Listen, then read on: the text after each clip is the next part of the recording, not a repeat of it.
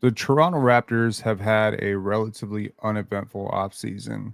Not a lot of moves have been made, a lot of rumored, decisions about trading RJ Barrett, Emmanuel quickly. These things didn't happen.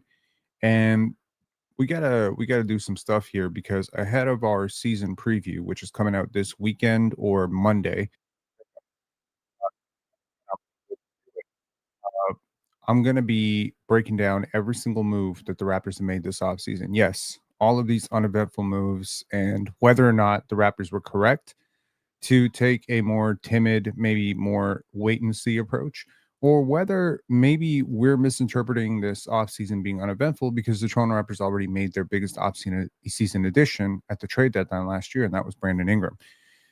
Big shout out to our community members and our subscribers. I do want to, start out by saying something really quickly. No, actually, I'm going to save it. I'm going to save it.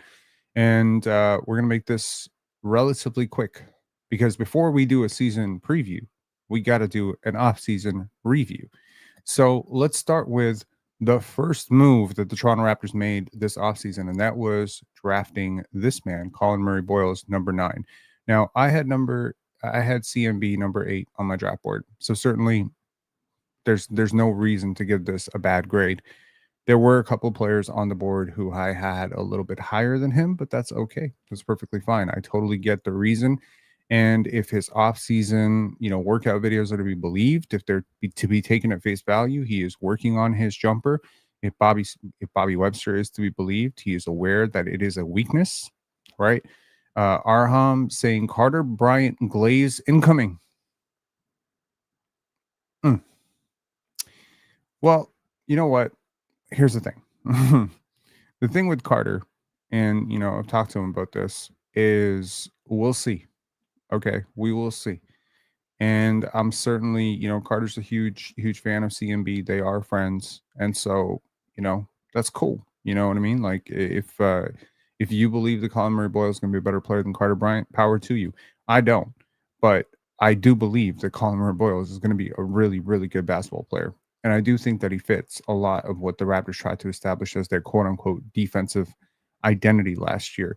I think he provides a useful, like when you think about where the league is trending with increased physicality, this is a move that sort of future proofs against that.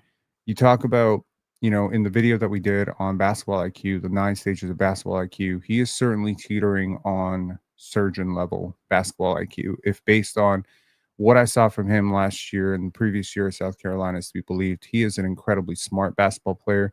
He is a very toolsy basketball player. And he is a person who certainly understands the game at a deep level. And, again, like, the work ethic needs to be believed. This was not some super highly touted 5-star recruit, who was on everybody's radar as a consensus All American. No, I mean, this is a guy who had to work for it. He got it out of the mud. So if you believe in all of that work ethic, culminating into an all-star, power to you. He has certain limitations physically. Obviously, we saw it in summer league. We saw it at South Carolina. He's not always the most explosive at the rim, but he uses his body to find angles. Is he going to be able to carve out space the way Draymond Green did?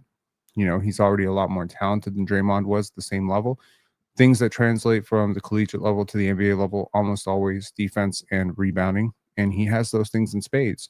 So he's really a jump shot away. I mean, I get it for people who are like, don't you already have this guy and Scotty and Mobo? I think he's very different than those two guys. He has RJ-isms in his game in terms of how he drives the ball. And he has a lot of Draymond Green in his game too. So I'm looking forward to it. I give this one a solid B+. This one, man, I sat on it all off season. I wanted to get higher in Elijah Martin, and I can't. I just can't. I continue to believe that Maxime Reynaud was the right pick. I continue to believe the Raptors lack the Maxime Reynaud archetype. And granted, there were certainly some reasons, agent reasons, that Maxime Reynaud maybe didn't want to come here, maybe didn't want to sign a two-way, maybe the Raptors didn't want to give away anything other than the two-way. But I just cannot get on board with Elijah Martin. And based on what I saw in Summer League, he's got a really long way to go. That being said, if it all works out, maybe you have a really good depth bench guard.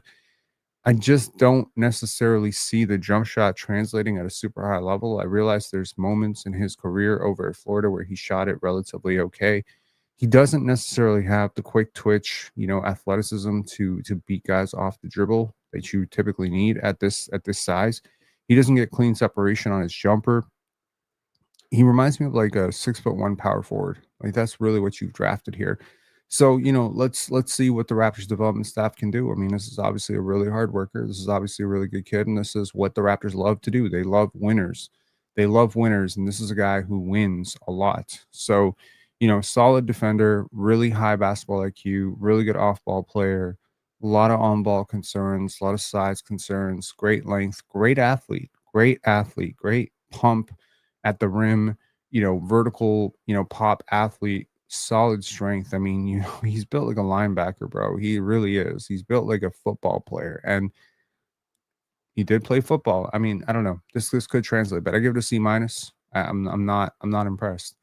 Chucky Hepburn, the Raptors undrafted finding. Is this gonna be Fred VanVleet? I don't think so, man. I really don't. I really don't. I just among the players that were available in the undrafted heap, when we were doing our draft live, we had Airson on, and he said the first person he would call was Chucky Hepburn. I strongly disagree, but he's one of the first people I would call. He's definitely up there, right? There's a limited upside to what this type of player can become, but in terms of stabilizing your unit in the 905, this is about one of the better guards you've had in a really long time to do that. And if he materializes into an NBA player, whew, good stuff, man. He has good physicality. I just think the jumper can be a concern. Size, athleticism, burst, age. I mean, again, typically when you take a player this old, this small, I'm usually not going to be a fan of it. That's just my view on basketball. Is I think you have to be elite at something when you're 6'1", 6'2". That being said, for Louisville, granted, I mean, in his fourth season, he was extremely productive. He was one of the best players in collegiate basketball. Will that translate to the NBA with the increased size, strength? Again, so much of what comes down to NBA success comes down to angles, advantages, and space. Can you create space? We were having a conversation on PC today about Tracy McGrady, and what is it that 74.8% free throw shooter Tracy McGrady was able to do consistently, that he was able to get off those long twos. He was able to get space. It helps to be bigger, man. It just does. And the Raptors have gone undersized 3 positions in a row. It may bite them in the ass, but that's their move. The most eventful, controversial, newsworthy decision of the offseason, which is probably why people think the Raptors didn't have a very eventful offseason, was the transitioning of the passing of the torch from Masai Ujiri to Bobby Webster. We didn't know it at the time necessarily that Bobby Webster would be the person replacing him, and so there was a little bit of hope that maybe it was somebody else. Maybe it was Kevin Pritchard coming in. Maybe it was Bob Myers. But no, we transitioned from Masai Ujiri to Bobby Webster, and there's a version of me that thinks this is a nothing burger, of course, but there's also a version of me that thinks this can't be a good thing. There's no way this is a good thing. You're not going to sell me that this one guy is better than both these guys, right? There's a balancing act. And, I'll bring you back to the Denver Nuggets. When they moved off of Tim Conley, and they had Tim Conley and Calvin Booth, and Calvin Booth was like the scout, and Tim Conley was just like the overseeing head of everything right now. When they moved off of those guys, because the Denver Nuggets are a little bit like MLSE in that they're notoriously cheap, but they are cheap to a different degree of cheap. That is a club that has lived to regret that decision, quite frankly, because they thought, okay, we're doing well scouting. Calvin Booth is obviously the guy, right? He's able to do that. Tim Conley's very expensive. We're going to let him go to Minnesota, let them pay the bill, and we're just going to have Calvin Booth do both jobs. He's going to be GM, and he's going to be, the person who checks the GM. And the problem here is he really didn't do a great job. Now, Calvin Booth has been fired, and we have moved on, and the Denver Nuggets just had their best offseason ever. So is it the transitioning from Calvin Booth to his replacement that has created the fact that the Denver Nuggets have probably had a productive offseason for the first time in 4 years? Maybe. Or is it the fact that maybe Calvin Booth is a really good scout and he really does understand things, but he has blind spots, and those blind spots can often be kept in check by players like or people like Masai Ujiri. And I'm sure Masai had blind spots, and I think the two of them worked together really well. They built the championship core together, obviously. And over the last 4 years, things haven't gone so well. And Masai has been more and more away over the last 4 years. And Bobby has been more and more involved over the last 4 years. So the only grade that I would give more than an A minus to is the trade for Brandon Ingram, which I would give an A. And if reports are to be believed that that was a Masai Ujiri move and not a Bobby Webster move, now I'm concerned. Now I'm concerned because the one move that I super agree with is the Masai Ujiri move. So this is a wait and see approach. There's no need to catastrophize this. Bobby Webster is definitely one of the better executives in the league, and there's no reason to believe that he's going to do a bad job. I just think there are advantages that the Raptors have enjoyed over the last 6, 7, 8 years, 9 years, 10 years, 12 years against under Masai Ujiri, deep pockets into African basketball. I think the rise of African basketball is a huge, huge part of where the next, second round gems and all these guys are going to come from. And having Masai in house, having him with the grassroots, connections to Africa basketball, that was a huge advantage for Raptors.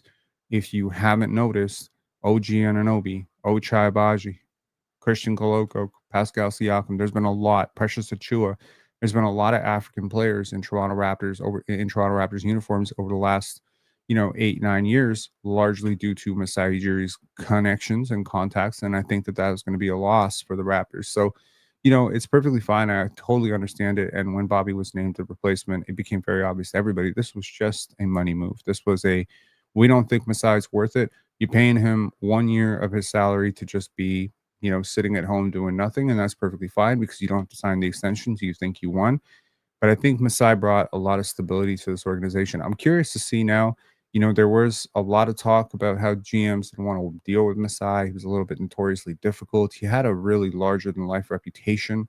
I think some people at MLSE found that to be maybe problematic for them.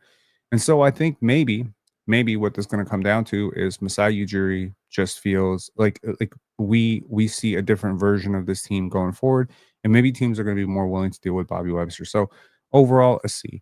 Now a D plus. Here, the Raptors make a move and they sign Garrett Temple to a veteran minimum, and they let Chris Boucher walk. Now a lot of people think of it as Chris Boucher took over the spot that would have been occupied by Sandro Mamukelashvili. But if reports are to be believed, and I have some inside sources that have told me that Chris Boucher did everything to want to be in Toronto. He didn't want to leave Toronto. He didn't but he obviously wanted a role here. And maybe the Raptors saw the writing on the wall and they were like, hey, man, go get a role in Boston. Like, they're going to be a bad team. You might even start for them. We're not going to start you. Obviously, we have players at your position. The problem right now is, are you good enough in the Eastern Conference to be losing rotation players for veterans who can't play? This is a conundrum, right? Because I understand the value of Garrett Temple. I fully do. Please understand me. But this is what assistant coaches are for, right? And I get it. I understand why he has to take a roster spot because he's one of the guys. But like some of the assistants play with the players. Like, this is a war of attrition. The regular season is a war of attrition. Nobody is saying that Chris Boucher versus Garrett Temple is going to make all the difference in the playoffs. But in the regular season, 10 games of Chris Boucher is a lot better than 10 games of Garrett Temple. And it's not close. It's not really even that close. One of these players is a real NBA player. Probably, I often say there's a cutoff of 450, which is to say you're one of the 450 best players in the world. There's a cutoff at 250, which is to say you're one of the 250 best players. And then there's a cutoff at 100. I think Chris Boucher is between 250 and 100. I think he is one of the better rotation players at the bench. And I understand that Darko couldn't find a way to use him. And I understand there's all sorts of concerns. But do not be surprised at all, knowing how this guy works. He's going to go pop off for somebody. And it's just poor asset management that over the last couple of years, 3 years, you have not been able to use him to extract any sort of value. And it's just poor asset management at this place because it's not like he's disruptive, right? Like, is he bad for team chemistry? Is he not a good leader? I mean, he's very close with Scotty Barnes. He's, that's your star player. He's close with your star player. He happens to be a shot blocker. You don't have a lot of shot blocking, right? So while I understand that he doesn't necessarily fit Darko's system, at the same time, he's just too talented to let go when the prize of letting him go is Garrett Temple. So I will understand if the Raptors went into this offseason with this idea of we only have really 14 roster spots and Garrett Temple's just going to get an automatic roster spot as a, quote unquote assistant coach player or a coach player. I get it. But at the same time, I look at the rest of this roster and I see a lot of rookies. I see a lot of young players. I see a lot of question marks. I see a lot of players who might not develop. And I don't see a lot of sure things. I see a Sandro Mamukelashvili. Yo, I'm high on Sandro Mamukelashvili, as you're going to see on my next grade. But yo, I was also like relatively bullish on Svi Mihailuk. I was also relatively bullish on, Juancho Hernan Gomez. Like something about I was really high on Otto Porter and then he just didn't play. So it's like you think you have depth, right? But then you look at the New York Knicks and you're like, oh, we don't have a single player off our bench who's as good as Gershon Yabusele or Jordan Clarkson. And if healthy, I'm not really sure we have a single player who impacts the game as much as Malcolm Brogdon, who just signed a veteran minimum. So Chris Boucher is definitely closer to Malcolm Brogdon than he is to Garrett Temple as a basketball player right now. And again, I get it. I fully get it. I support it. I didn't cry about it when he got, when he signed with Boston. I was happy for Chris. But at the same time, if what you got to get rid of Chris was Garrett Temple, it's a bad trade. You would never trade one of these players to the other players right now. Now, some good news. My first really positive grade, which is Sandro Mamukelashvili. Now, I just watched Sandro with Georgia. I was rooting for Georgia the entire time. One of my best friends, shout outs to Aaron, is Georgian. So, I was rooting for the Georgia national team. Unfortunately, they lost to Finland, and then Finland subsequently lost. But, there you go. I think he's shown a ton of value as a playmaker, as a rebounder. I think he has reasonable defensive understanding and IQ and length. Like he is mobile. Like I released a little video saying the Raptors found the best backup center, like a perfect backup center. And I think most people like who watched that video, they were like, I didn't know he could do that. I didn't know he was moving like that. I don't know he was ball handling like that. No, this guy's a really good basketball player. And I think there's a lot of grit that it takes to be the 54th pick and then to go from 54th pick to I'm in the NBA 4 years later. You know what I mean? Like this is hard shit. Like he was in high school with RJ Barrett. Like he's had an NBA career. He has an international career. And I try to believe people when they show me who they are. I believe them, right? And for a guy to go 54th pick from Seton Hall, Montverde, to go to this, to go and play as well as he did for the Spurs last year. And I really hope he's not one of those Raptors rotation players that just forgets how to shoot. That would suck. But at the same time, man, this dude can hoop. And he provides you with something you really don't have, which is shooting at the 5 spot. Ulrich is far away. Jakob Poeltl can't shoot. This dude can shoot. He provides great synergy with Scotty, BI, RJ, IQ. So he's a great synergistic fit with all your best players. He's also a wonderful fit with your bench unit. I think him and, Jamal Shed going to work really, really well together. Great. I think him and Grady can space the floor for, maybe Colin Murray-Boyles and the drives. I think he's a great complement to Colin Murray-Boyles. I think the two of them, like CMB and Jonathan Mobo are good enough defenders that they can compensate for some of the stuff that he gives up, but he's good enough as a defender himself that he can also add value. Like he's an additive defender. In my opinion, he's not a defender like Grady where you're like, oh, how are we going to cover for Mamu? No, I don't think you have to cover shit. He's a big body. He puts himself in place. He's extremely intelligent, and he's a really good shooter, and he's a good passer, and he's a good ball handler, and he's a good decision maker, and he can be okay as a screener. So I think he provides a ton of value, and he is by far the best move that the Raptors have made. And I know that sounds really depressing, but apart from Brandon Ingram, this is the move that I am the most excited about. Let's move on to some, the moves that we haven't talked about.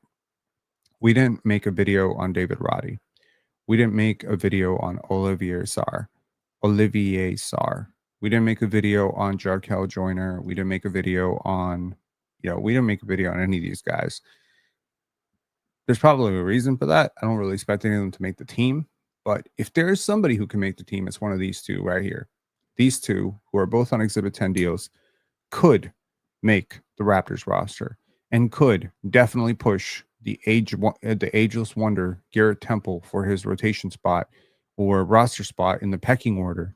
Uh, I think David Roddy was a player that I really believed in coming into the draft in 2023. Like I had a lot of high hopes that he would materialize into much more than he has in 2022. My bad. Is it 2022? Yeah. So this was the pick that the Raptors gave up for Thaddeus Young, and then subsequently they moved down and drafted Christian Koloko. And there was a lot of buzz before the draft, as I mentioned many times, that their target was this dude. So a lot of people can say, oh my God, I can't believe we missed out on Jalen Williams, Andrew Nemhard, Walker Kessler, Peyton Watson, Nikola Jovic. Well, you might have missed out on them anyways if you drafted this guy. Matthew saying, can you do another live on the Kawhi updates? Should I? Should I continue to do that? Should I continue to talk about that story? There have been some remarkable breakthroughs in that story. I really don't have anything else to add. I understand, the David Wong update and whatever. I mean, what I said in the last video stands till today. I believe that they're going to get penalized. I think the only thing that's different is now I believe that maybe they're not going to have an easy way out because they have found the smoking gun of Dennis Wong. So, yeah, but definitely I'll think about it. I want to cover more of the Raptors stuff right now.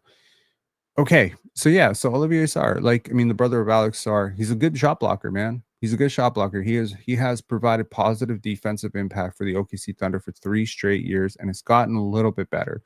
There's athleticism, there's size, there's length. There's a chance. Is this some unearthed gem? He is the older brother of Alex Sarr. I don't think so. I don't think so. I think I would prioritize Ulrich's development over him. But worst case, he ends up on the 905, and I think that he's better than what you had. You know what I mean? Like I think if I'm comparing him to, he's a guy who can shoot it a little bit. He has some skills. He has some modern skills. So if I can compare him to Brandon Carlson, I'm certainly a little bit more excited about Olivier Sarr. And I think Olivier Sarr is just about as old as Brandon Carlson. So yeah, but David Roddy is the one that I am more excited about. And David Roddy is it's such an interesting thing because, he's this undersized, sort of 6'5", has the linebacker build. So clearly the Raptors have a type, right? Between him and Elijah Martin and Colin Murray Boyles, stand them all together. You play the greatest football game of your life. Like seriously, these are stocky build, extremely physical, extremely strong, low center of gravity players. And they're OKC type players. David Roddy is totally an OKC type player. I'm actually completely surprised every single time I find out that David Roddy doesn't play for the OKC Thunder. I'm like, really? Can't believe it. He has, unlike some of your other stocky small players, jump shooting is not a concern with David Roddy. I think he's a very good jump shooter, and I think he'll continue to provide value there. So if there's one player that I'm rooting for to make the roster, it is David Roddy, because I think he is a better player than Garrett Temple. And I think he's probably a better player right now than quite a few players on your team. Will he get the roster spot? Will he get the same opportunity? Probably not, because again, I outlined this on the panel, is like there's 3 reasons you get a roster spot in the NBA. 1, you're really good enough to contribute, right? That's Kawhi Leonard, James Harden, Scotty Barnes, Franz Wagner, but also that is Gershon Yabusele, right? That range of players is why you get that contract. There's a second type of player that gets a contract who people believe will be good enough, right? That's your Jamal Sheds, your Jacoby Walters, who aren't quite NBA rotation level players, top 200 players right now, but there's someone in the world at least who's employing them who believes they can be. And then there's the third type, the guy who used to be good, the PJ Tuckers, the Garrett Temples, the Thaddeus Youngs, those guys. They continue to get contracts. If you don't fit one of those molds, you don't get a contract. So there's a lot of David Roddies in the world. They end up in Europe. They end up in the G League. They end up trying to find their niche. And they often sit there and they look at players in the league and they say, I'm better than that guy. I'm better than that guy, that guy, that guy, and that guy. I'm better than all those guys. And he is. He is. But do you fit one of those 3 slots? Are you a burly NBA veteran with championship experience? No. You former all-star who can pass on the wisdom of all your time playing with Chris Paul? No. Are you a 22-year-old pogo stick who's late to the game that the team feels they can develop into, a rotation player because of your immense athletic upside, like a Peyton Watson. No, you don't have that. Are you good enough right now to be in a playoff rotation? No. So you fall through the cracks. This is the fourth type of player in the world, and there's so many of them, man. I always say there's 850 players in the world that fight for 450 spots. And unfortunately, some of those spots are going to go to your Bronny James. Some of those spots are going to go to your Ulrich Chomschies. It's just going to happen. That's a virtue of potential, right? Like teams want to take a chance, right? James Wiseman. What has James Wiseman proven to you that he's worthy of a roster spot in Indiana this year? It's nothing. Nothing. He hasn't proven that he's an NBA player, really, like legitimately long term. He hasn't proven he can contribute on an NBA court, but he's still young and he's still 7 feet tall. And there's still someone out there who believes that they can turn that into a really serviceable backup center. And it's happened before. It certainly has. It certainly has.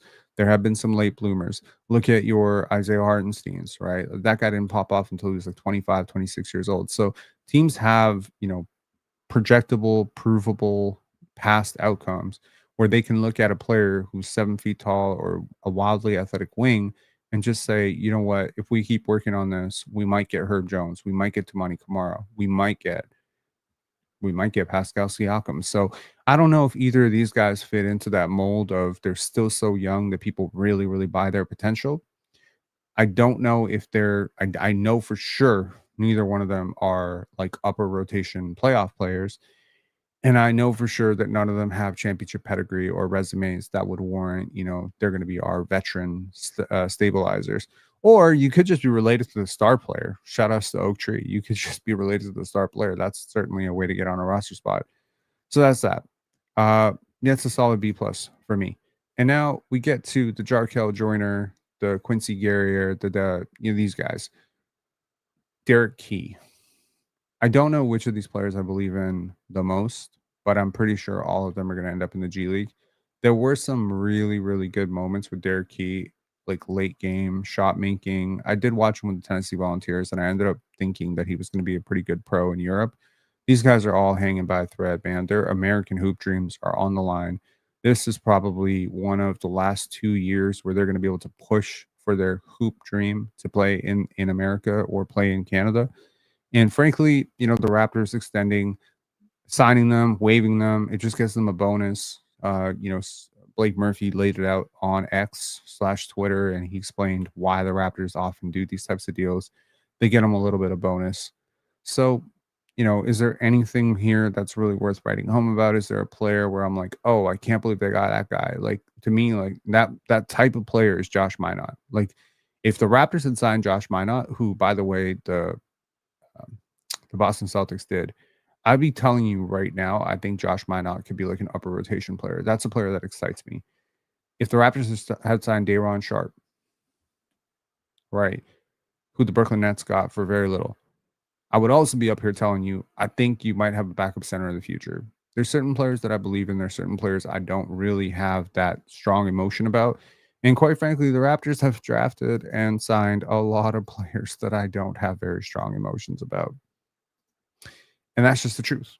That's the truth. Of all the players that I mentioned, the one that I got the most excited about was Sandro Mamukelashvili. Beyond that, it's Colin Murray-Boyles. Beyond that, it is the guy. It's Brandon Ingram, your max player. Those are the players that I think are going to make a really big difference for you this year. But did you need to make a move? I think so much of what an offseason comes down to is not just what you do, but what you didn't do. You didn't trade RJ Barrett. You didn't trade Jakob Poeltl. You extended Jakob Poeltl instead. You didn't trade Emmanuel Quickley. You obviously didn't trade Brandon Ingram or Scotty Barnes. You didn't make a trade for Grady. You didn't make a major extension offer for Ochai. These are all decisions that weren't made, but also in a way, that's a decision you're making. You're continuing to play it out. You're choosing to play it out. And I think the Raptors did such a good job of, finding players that I believe in last year, right? Between their 5 rookies, who all of them I believe in. I think Jamal Shed deserves a video of his own in terms of a season preview, because I think that dude, I've just been watching Jamal on IG, and every single day it's just like work. Like, this dude is just hungry. right now, and I have a lot of belief. I have a lot of belief in Jamal Shed. I think he's going to be really good this year. And so I look at guys like Jamal and I'm just like, okay, if Jamal Shed pops, if Jacoby pops, if Grady has to bounce back year, if Colin Murray Boyles works out, if man, you don't have like, who cares what your 12th and 13th guys are doing? Who cares what your G League guys are doing? I really don't give a shit. And so it's like, did you nail the right picks? Did you nail the high consequence picks? Your 39th overall pick, I mean, yeah, I was really high on Maxi Moreno. There's a couple guys there that I would have picked. Well, there's a lot of guys there I would have picked over Elijah Martin. I would have picked Jameer Watkins over Elijah Martin. This is just not a player that I got really high on when I watched him in Florida. And I mean, I can't get over that. But I'm really hoping that he proves me wrong. But at the end of the day, what is he? Is he going to be ahead of Jameson Battle or like what is he? He's your 13th, 14th guy. Like I'm supposed to be mad that the 14th, 16th, 17th, you know, end of rotation guys weren't who I wanted. Like that's stupid. That's really stupid. So I'm not going to do that. I'm definitely not going to do that. I'm not going to be upset that the Raptors didn't get, those guys. It would help, certainly. If, I'd feel a lot better, but weirdly enough, I'd feel a lot better about this roster if it was Maxime Renault on this roster as your third string center. But of course, this is where we are. And, the Raptors are going into this season with a lot of hopeful growth. And I think that growth has to come from Jacoby. It has to come from Ochai. It has to come from Grady. It has to come from Scotty. It has to come from some of your young players, but also Brandon Ingram. So if you're talking about what is going to make or break this season, it's going to be Scotty, Ingram, IQ, Yak. It's going to be those guys. It's going to be, it's going to be Colin Boyles. It's going to be like, how ready is he? If he's ready, like you need a few things to go right here. Like you got, I know there's a lot of narrative about the East is wide open, the East is washed, the East is trash, blah, blah, blah, blah. I get it. Like the East is not dominant this year. There's a lot of weakness in the Eastern Conference this year. Cool. But at the same time, like there's also like some really good teams in the East and wins can be distributed differently, right? So like when a conference is weak, what it can result in is a lot of parity, right? It can result in a lot of 45 win teams going across, right? Or it can result in 2 or 3 teams accumulating massive win totals. Like maybe the Cleveland Cavaliers, the Orlando Magic, if healthy, and the New York Knicks just accumulate 58 to 65 wins apiece. Maybe you have 3 dominant superpowers in the Eastern Conference, and then everybody else just fighting for scraps because that's really what it comes down to. And so the polarity between the bottom and the top is going to be, maybe you have 3 teams with 55, 56, 65 wins, and then you have 3 to 4 teams, namely teams like Brooklyn, which are probably going to be so bad. Teams like Washington, Charlotte. I don't really know how bad Charlotte's going to be. They could be good, but they don't really have a center, right? Those teams could be awful, truly awful. And so you might have like a couple of like 20-win teams, 3 55-win teams, and then everybody else is somewhere between 35 and 42. Maybe that's how the weight distribution goes around. But at that point, I think to separate yourself from the parity of the group, and I think the Raptors are in a cluster here. I don't see them as notably worse. They're worse, but they're not notably worse than the Indiana Pacers, the Atlanta Hawks, the Milwaukee Bucks. I think they're in this tier. They're in this tier. The Miami Heat, like they're in this tier of, there's this group. I mean, some people naturally put them behind the group because they're low on Scotty, low on BI, low on RJ, whatever. But I think you could sell yourself on an idea that the Raptors can be a better team than the Miami Heat this year. They can be. They could be a better team than the Atlanta Hawks. I think the 3 teams that are going to be hard to beat are the Knicks, the Magic, and the Cavs. But apart from that, I think the Raptors can challenge for 4th. And so, yeah, like at that point, you don't want a couple of injuries to your main guys, like, I don't know, Jakob Poeltl, whatever, touch wood. I hope it doesn't happen.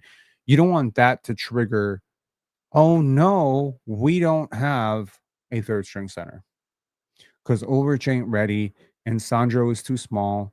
And now it does matter that you don't have Chris Boucher. It does matter that you don't have Maxime Renault. And so that's where I'm saying, like, when the gap between teams is so small, right, the details start to matter a lot. And sometimes the detail is who has the better 10th and 11th guy on their roster in the event of an injury-plagued season. And I think the Raptors are in a weird space right now because there's going to be a few teams that are going to be really bad. And the pivoting to the tank stuff, this is probably the best year to tank. And yet, this is clearly a season that the Raptors are not going to tank. By their own admission, they've kind of said it. We're done with the tanking. This is the time to win. This is an MLC stated goal. This is a Bobby Webster stated goal. This is Darko has echoed this. Scotty has echoed this. And yet, the prize for tanking really has never been as elusive, or sorry, not elusive, as appetizing as it is right now. You have 3 to 4 franchise saving type of players at the top of next year's draft, like 3 to 4 guys who project as potential all-stars. Darren Peterson, AJ DeBansa, you talk about building a perfect team around Scotty Barnes, AJ DeBansa, Darren Peterson, Cam Boozer. Those are the players, man. Can you be honest? Those are the players. Right there. That's the type of player. Every one of those players fits better next to him than Cooper Flag did last year. So you want to talk about, what is the cost of competing here? This is the cost of competing. You're putting yourself out of being able to draft one of those guys and really accelerating your rebuild. Because again, like Shai Gilgeous-Alexander was a 28 to 30 point per game scorer, which Scotty is not right now. And the Thunder still tanked because they understood the value of accumulating the Chets and the J-Dubs and all those guys. So if the Raptors were really going for it right now, and I'm not against it, I'm never going to be against it, so it's fine. It's the decision we've chosen. Go all in, right? Kind of like this wassa shit. And while I understand that because you're a young team and you want to grow with this team and you want the core to grow and you have a lot of faith in young players, understand that you have certain roster spots that are going to be developmental roster spots. I get that. You're going to carry the Ulriches, who I love, right? Because there's high upside there. You're going to carry Jacoby Walter. You're going to carry Ochai Agbaji. These are all young players that have potential. Jamal Shed. Maybe Jamal Shed is not. I mean, I know Jamal Shed is not as good as Malcolm Brogdon right now, but maybe you carry him so that one day maybe he might be. But the Garrett Temple, Chris Boucher thing, having both Chucky Hepburn and Elijah Martin on two ways, this to me is redundant. It's overkill. So it's like the Raptors are building two rosters. There's a top half of the roster which is trying to compete. That's it's almost like there's two people running the Raptors. There's like, one person who wants to be a good team, right? So that person extends Jakob, doesn't trade RJ, maintains team chemistry by keeping, continuity from roster to roster. That person is the one who trades for Brandon Ingram, right? And then there's this other person that's just like, yo, we're going to be the Washington Wizards this year. So let's get Chucky Hepburn plus Elijah Martin plus Ulrich Shamshay on the same damn team.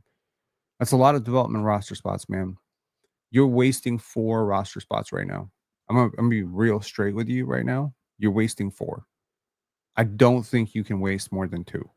So this is where I'm at. It's like every team has 3 two-way spots. I get it. But some of those two-way spots are actually attached to reasonably good NBA players. We haven't even talked about AJ Lawson. AJ Lawson is a useful NBA player. He's not a top 200 player, fine. But he's close. He's closer than Elijah Martin and Chucky Hepburn. So it's like at this point, it's like I get it, but I don't. I think the Raptors probably are a Malcolm Brogdon away from maybe separating themselves from the group of teams. And there's so many Malcolm Brogdons that have been available. Precious Achiuwa is available right now. I'm not suggesting bringing him back. There's a lot of free agents who are still available. Al Horford is available. I literally put Al Horford on my perfect team next to Scotty Barnes deal. But it's like we're over the cap. We're over the luxury tax. Sorry, we're over the luxury tax limit. We have limited roster flexibility. We did make a really good move with that condition in mind. But at the same time, there's like some end of bench stuff that I would clean up about the Raptors, but I do feel good about their overall team. Let's respond to some comments here. How often do winning teams play their two ways? I wouldn't worry about redundancy there. I get what you're saying, right? But at the end of the day, 17 roster spots is what you're granted by the league or 18 roster spots is what you're granted by the league to create your roster, right?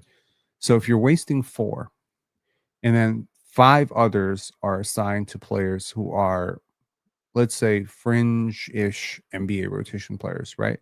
Like, I'm high on Jamal Shed, I'm high on Jonathan Mobo, I'm high on Jamison Battle, but none of these guys are as good as Gershon Yabusele right now. None of them. None of them are as good as Anthony Parker. None of them as good as Jonas Valanciunas or none of these guys. Like I said, Anthony Parker. So I'm thinking about the 2006 Toronto Raptors. Like Chris Humphries was like the 11th guy on that team. If you look at the championship roster, they had depth. I think there's a certain amount of your roster that can be devoted to developmental pieces. Like I do believe that. Like I think 2 to 3 players on your team can be those.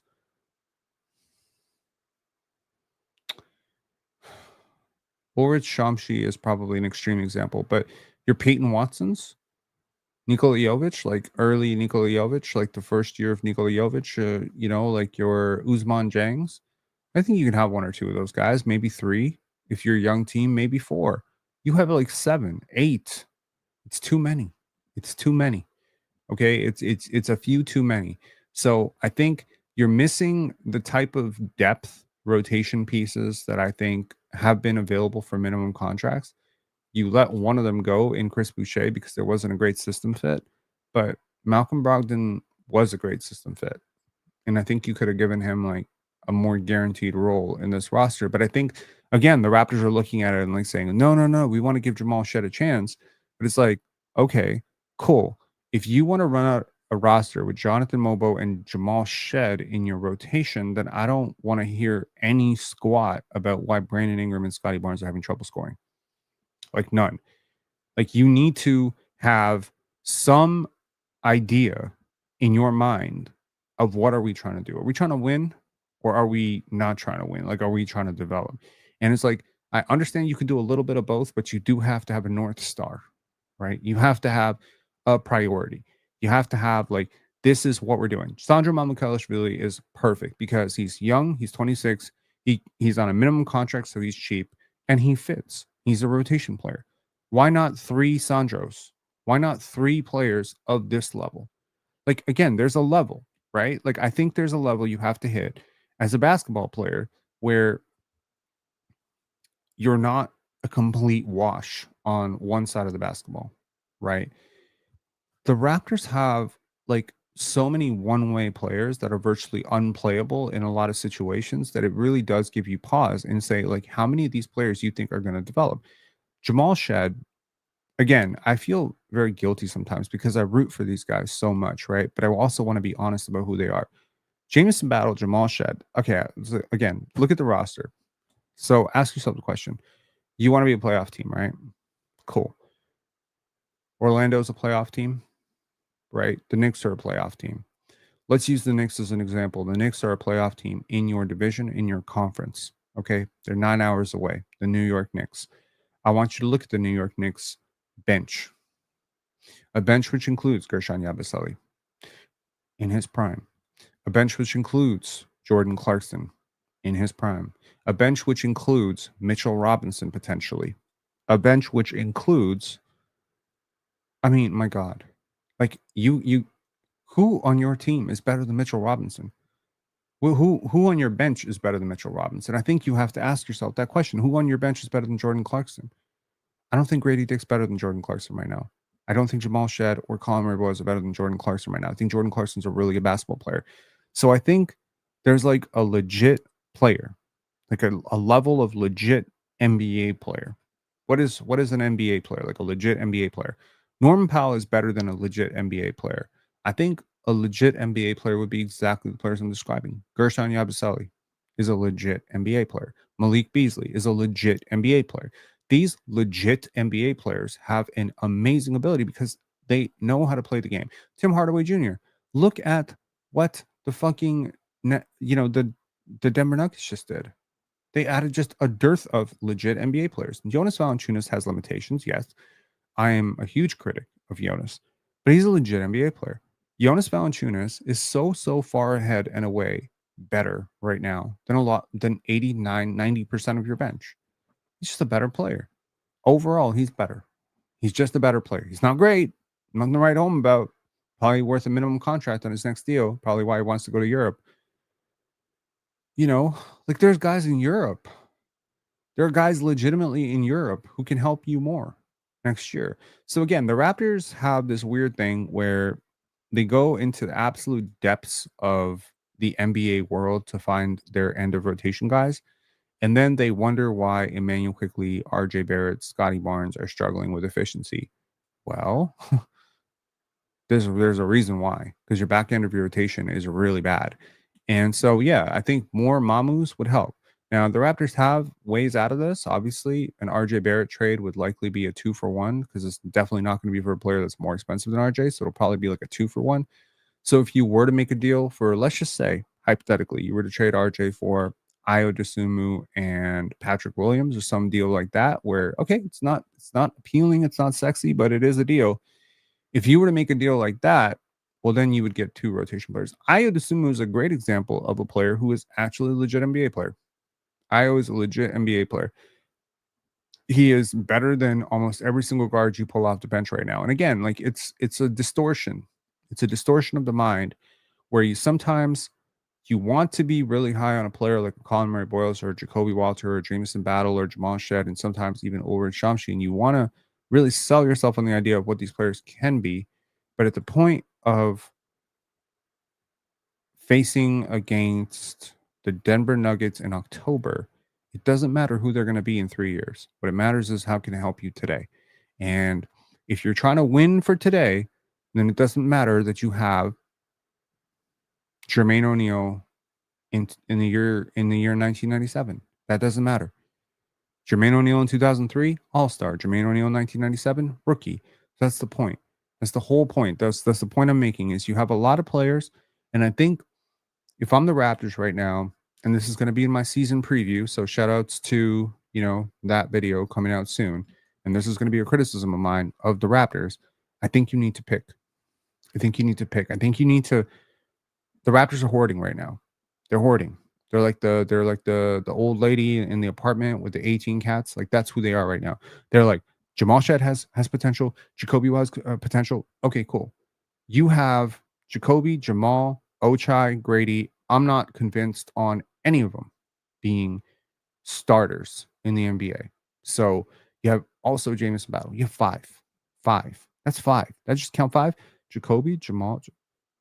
Add in Jonathan Mobo and Colin Murray Boyles, you got 7. You got 7 major question marks. Now point to the player who's better than Gershon Yabusele. Point to the player who's better than Quentin Grimes. You don't have them. So take 2 of these players. Bye. Peace. Deal with it. There's only 18 roster spots. There aren't 28 roster spots. You're already carrying a long-term development prospect in Ulrich. So you can't carry 2 more in Chucky Hepburn and Elijah Martin unless they can help you right now. That's my view on it. There are guys who are available in the G League right now for 2-way contracts like AJ Lawson who can help you right now. So devote some roster spots to those guys. To the bench between 13 and 6, I think while I have a lot of faith, as evidenced by the fact that I made the video where saying like the Raptors bench depth is nuts. Yes, it's nuts. But it's nuts for 2 reasons. One, because of the immense potential of what they could be, and also for the incredible overlap and parity in the unprovability or unproven nature of the existing individual pieces. So I think you need someone to stand out. Maybe there's an internal bet or an internal calculus with the Raptors where they're saying, okay, maybe a few of these guys are going to separate themselves. Maybe Jacoby separates himself from the group and CMB separates himself from the group. And now we know. Who is the guy. Maybe Jamal Shed. Maybe the separation, weirdly enough, is going to be Jamal Shed, Jacoby Walter, and CMB. And those guys just come and rise above everybody else. This internal competition can be a great thing because it, gives people this intense offseason work of like, think about it. If you're Jamison Battle right now, you're training for the offseason, who's in your way? There's nobody in your way. There really isn't. I mean, if I'm being honest, if Jamison Battle just comes out and he can't miss and he's a good defender and he's more athletic, he can beat out every single player on the bench in his way. He can be the sixth man of the year next year for the Raptors. If Jamal Shed wants to really take a step up physically and he just wants to pick up pressure, point of attack, and he just gets a lot better and he just becomes a better shooter because I've been watching a lot of his videos shooting. If he's just a 40% shooter, he's your best bet. He's your best bet off the bench. He'll play a ton of lineups with Quickly, with Barrett, with Barnes, so there's that. If Conor Bliss just comes out and he is like Scotty Barnes, you know what I mean, as a rookie. Like, I'm not saying he's Scotty Barnes, but if he's like Scotty Barnes, where he just comes out and it just slows down for him right away, then he's clearly the sixth man. At which point you need to have some conversations about Jonathan Mobo and Ochai Agbaji, right? So Lyra is saying, are we political tonight? If you're talking about the American guy who got, I don't really remember his name, Charlie something. If that's what we're talking about, nah, I'm good. I'm good on that. So I do want to talk about something else though, which is channel memberships. And this is not going to be a plug for channel memberships. I'm not doing that. I do want to say something. So I received an email yesterday from somebody saying, Rob, I've been supporting your content for 3 straight years, and I feel really hurt by the fact that I can't comment on your live streams anymore. I always comment on your live streams, and I feel really upset that I cannot afford a channel membership. And I felt really bad about that because I don't want you to think that I don't appreciate subscribers, that I don't appreciate the people who are up with us at 2 a.m., 3 a.m., whatever. So I started talking to my girlfriend about this because she had a lot of mixed thoughts about so my girlfriend watched our 9 levels of basketball IQ video, and she said, this video is really good. You cannot make this channel. You cannot make this members only. You need to make this video available to everybody. Everybody needs to see this video. And I said, well, I want to pay thanks to the members who are supporting me on this goal to 100 memberships. Right. So I'm kind of torn. Like, that's where I was torn, because I don't want people to feel shafted or like I'm trying to money grab this. It's an opportunity presented by YouTube, so I want to get it because I have, like, I've had a tough financial year last year, and some shit came up earlier this year. So right now I'm just trying to pay off my mortgage. But at the same time, I was trying to put myself in the shoes of this person who emailed me, and I'm like, well, what if I was commenting every single day on this person's live streams, and I showed them love and I supported them and I liked their videos and I shared their videos and I subscribed and I devoted all this time. Time is not free. And then at some point I just tried to log in and it said, sorry, members only. I might be pissed. I might be really pissed. So that's when I realized I'm being a lazy content creator by trying to lock away, things to members only to try and thank members. And what I actually need to do is I need to do additive. I cannot take away something that is existing yours. Access to live streams is a staple of this channel, and it should not be taken away because you're not a member, right? Members' first releases, by the way, just to Boomstick saying delay the video for non-members by 1 day. I'm not a member, but I don't understand. You're saying that right now, but from what I've gathered, the members' early videos completely tank the algorithm. They don't do well. So the members watch it, they love it, and then it releases to the public and it just tanks. So what I'm going to do is I'm going to stop. Okay? That's my vow to you right now. I want to give a huge shout out to our members. Thank you. We got 82. So we're 18 short of our goal. We tried really hard. We have 3 days to do the rest. I don't know. Right? I don't know if we're going to get there. But regardless of if we get there or not, if pissing off the community and a lot of members and, declining our engagement in these chats and, it's disruptive to the community, right? Like, I mean, sometimes we have like these live streams where there's like 60, 80, 90 people. And I'm just like, what are we doing here? 60, 80, 90. We usually have like 200, 300. What are we doing? And I'm realizing I did this. I turned members only chat on. And I think a lot of people just were like, okay, cool, I'll just go chat somewhere else. I don't want to pay $2, $3 to help this guy. And that's perfectly okay. Full transparency. I've only become a channel member of 2 channels in my entire life. I've super chatted only 4 different channels in my entire life. So to the people who actually do this stuff, I'm very, very thankful to you. I will work very, very hard to add additive content. What do I mean by this? I mean, if it has been on this channel, as in video essays, live streams, chat, that stuff, that's just going to be free. What I need to do now for the people who have supported, the members who have supported, is I need to find a way to provide you value that goes beyond my traditional content, which is to say, I need to do something that I haven't been doing and do it for you specifically. That is the only fair thing to do here. Because if I'm getting extra money and extra support from people, then I should do extra work. And I think that that's fair. So that's the way I'm going to approach this content thing. You're not going to hear any long, long plugs and begging and, turning off videos and shit like that for memberships, whatever. If we get the next 18 over the next few days, fine. If we don't, I will live. It will be perfectly fine. I do want to give a shout out to our newest members. Give me 1 second. We did get a whole bunch of new members over the last couple of days, including one of my friends who actually signed up. And it's funny because I sent him that shout outs to Jordan, man. I sent him that video, the nine levels of basketball IQ, and I sent it to him when I thought it was going to be like open to public, and then he watched it like 3 days later today, and he sent it to me, and he's just like, I joined and I became a member. I was like, oh fuck, like my bad. Appreciate y'all. So to our newest members, hang on, let me just share the screen. Can I do that? Yeah, I can. I'm gonna share the screen. Give me 1 sec here. Do just want to give a quick shout out. Thanks. Hopefully people can be okay with that. To our newest members, SMZ, Drenchman Sports, shout outs to Jordan, Red Salute, Ryan K, Bradford Louther, Charlie Vogel, Daryl S, long time.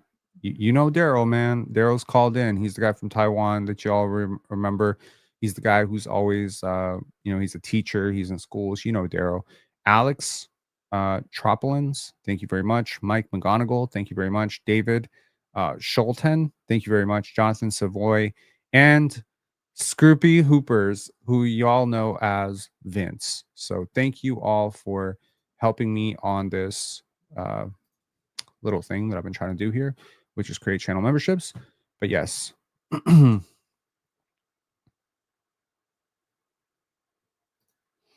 Boomstick saying I will be a member either way to contribute to good content. Appreciate you, man. Medved said I pay YouTube Premium. I also follow other channels that can't afford to individually subscribe to all of them. Fair. Absolutely. What's the goal? Give yourself a target. Also, Pensare Psychology channel would be awesome. Sports psychology, what makes people tick. Yeah, I mean, the goal of Pensare Basketball was to do a little bit of that psychology stuff here. In terms of what is the goal was to get 100. The goal was to get 100 by September 16th because YouTube was paying out $30 per new member that signed up, and that was a really good deal for me. So the simple thing was somebody paid $3 and I got $30 plus the $3 plus, YouTube taking is like basically $32 for $3. It's a good deal. But at the same time, like memberships, a lot of people don't know how to sign up for memberships. Some people don't want to sign for memberships. Some people can't afford memberships. So I have to be mindful of that. And then at the end of the day, there's a reason I was always apprehensive about creating memberships. But now that I have, I promise to our members that I will create a ton of value for that. But I also promise to our non-members, this is me toeing the line. I'm not a political person, so I'm just being transparent and honest with how I see it. I need to make sure that the members do not feel that they have been ripped off with their contribution, because it is a big deal. And I also need to make sure that people who are not members do not feel shut out. So walking that line, I promise I'll be better with it. And there will be no more members only chat on these types of live streams. If we do something for members, it'll probably be something like, I was thinking of some stuff, I was thinking of a data analytics type of thing. So if I do a members only video every Sunday of every week, and I break down the analytics for that week, that would be an example of additive content because it's not something I've ever done before. It's scheduled and it would provide value to members. And that's probably what I'm going to do, actually. That's probably what I'm going to do. It's either going to be a short or it's going to be a video. It's going to be 20 minutes every Sunday.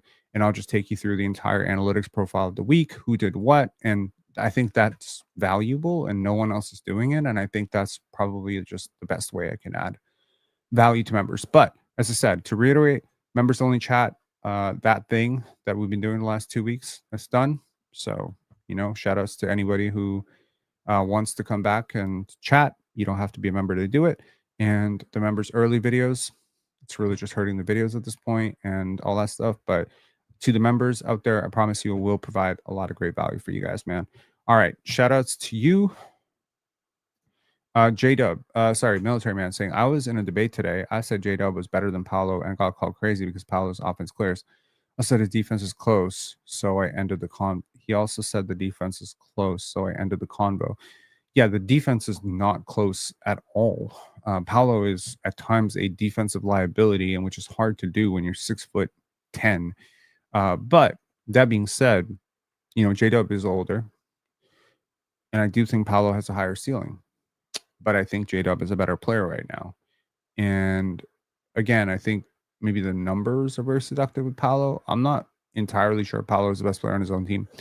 Also, like there's so many things happening in the basketball world right now. There's Eurobasket, there's WNBA playoffs coming up, there's the awards season, there's the Kawhi saga, there's what Adam Silver said. I wish sometimes that I could just do like a variety show one day where I don't have to talk about the Raptors at all and I just talk about everything non-Raptors.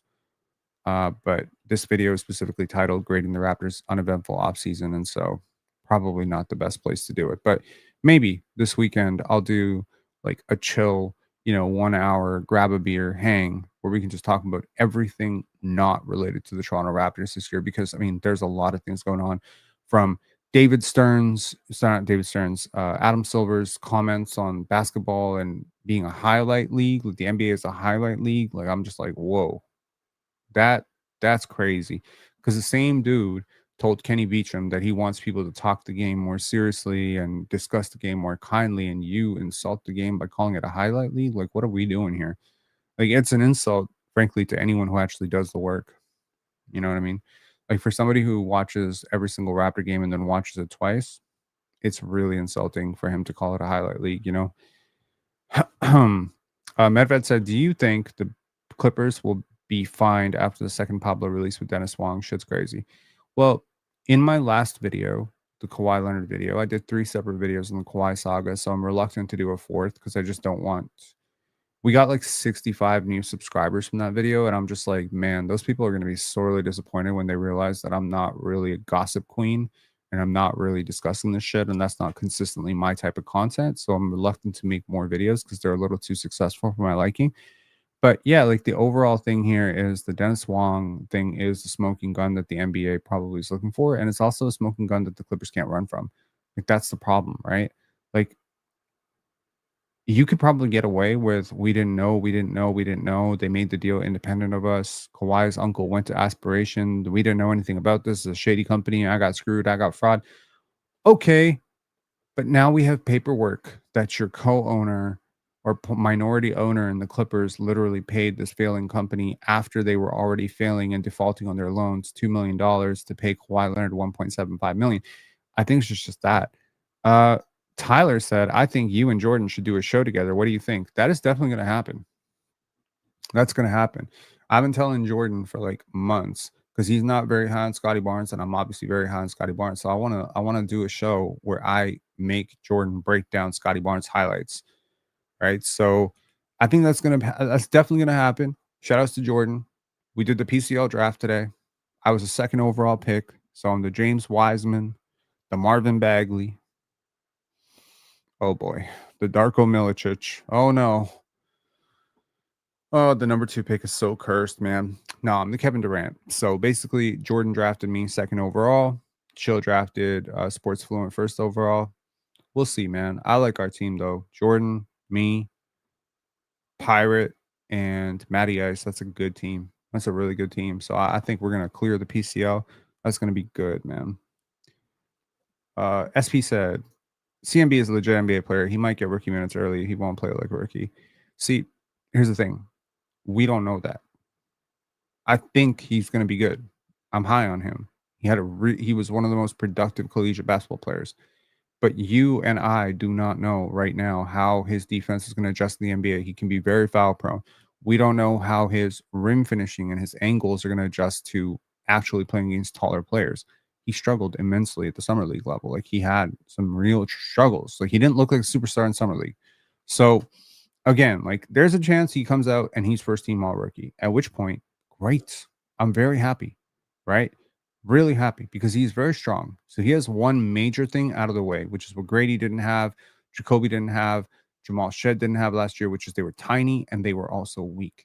He's not weak. He's strong enough to play in the NBA right now. He was too strong at the collegiate level. The question is, how many of his advantages at the last level came because he was too strong? And how will he now get advantages when he is no longer stronger than everybody around him? I think that's the question. Medved saying, any news on the Raptors? Are they training or on holiday? They are training and on holiday. Depends on who you're talking about, but they're all training. I mean, someone said to me the other day, Brandon Ingram isn't working. And I was like checking in with Brandon Ingram's trainer, and like Brandon is working. Like Brandon's doing a great job. And the rehab has gone really, really well this offseason, and he's feeling great. All right. BI3 about to drop 27-7-7 this season. Yo, if he drops 27-7-7, he might be first team All NBA. Is that what you're saying that Brandon Ingram will be? If so, the Raptors traded one first round pick for an All NBA player. That's pretty dope. I don't think that's going to happen though. Once again, shout outs to SMZ becoming a new member. We are 18 away, whether we get there or not. Shout outs to everybody who supported us. Thank you so much. I'm gonna talk to y'all later, and look forward to our season preview. That video is going to be dope. I'm putting a lot of work into that video, and get all the numbers and the projections and everything. And I'll also, in my Raptors season preview, we'll also preview the rest of the league and give you like my predictions at the end, like who I think is going to win a championship, who I think is going to be, All NBA, who I think is going to win Rookie of the Year, all that stuff. So that's going to be a good video. That's going to come out this weekend. Not Donald Fagan saying, damn, I'm an hour late. Oh, well, rewinding. Appreciate you, man. Watch it on 1.5 times speed. I was probably pretty slow today. I'm a little bit tired. All right. I'll talk to y'all later. Thank you so much for your support. I'll talk to you guys later. And if you're not subscribed, what are you waiting for? Subscribe. It's free. Peace.